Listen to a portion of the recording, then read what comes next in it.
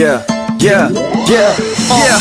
Imala je oči plave, kosu spletenu u rep što je visio iza glave. Ispred kluba čekala da se pojave neki likovi, koliko sam poslije skušio kad sam je vidio kako ulazi u auto zatamnjenih stakla. Zaintrigirala me pošto je bila uplakana, pa sam sjeo u auto i krenuo sam za njima. Zaustavili su se na benzinskoj postaji INA, tamo negdje blizu Laništa. Zaustavim se i ja, kad ono odjedan put na bengu doleti rija i agresivno iz auta oba dvojicu iznesu. Cura ostala je sjediti dok frajere pretresuje. Ja izađem van, rukom mahnem joj da dođe, ona izađe pred riju kao zrak koji dobro dođe. Pa se ide malo šetati jer im ne želi smetati. Krene ka meni, ja joj pokažem ne se okretati.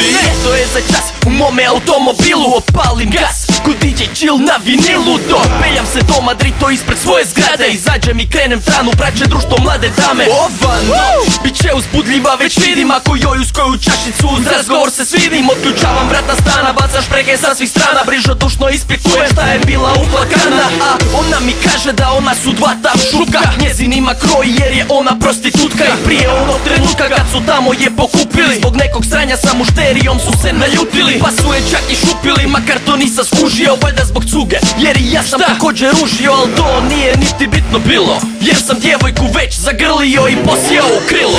Počeo ju laganini raskopčavat i do znanja joj davat, da bi sa njom htio spavat, ali niš se nije punila, nedostupnu mi glumila. Počela se je skidat po vratu dok me je ljubila i eto nas u krevetu goli, malena voli iste stvari koji ja, nema šta ne dozvoli. Stvarno lavica je prava, ne staje nikad svršava, jaši me ko konja, grize šta voli mi objašnjava, prišaptava mi prostote u kožu, zabija nokte. Imam feeling da nikad nisam probao bolje koke, ova mala uništava, al sad mi se već ispava. Pa reko da ispričavam se, al sam pijan ko krava. Pa idemo spavat lagano, bilo je stvarno zabavno, jedino ak bi mogli još imena da si saznamo. Ja sam Adam, a ti?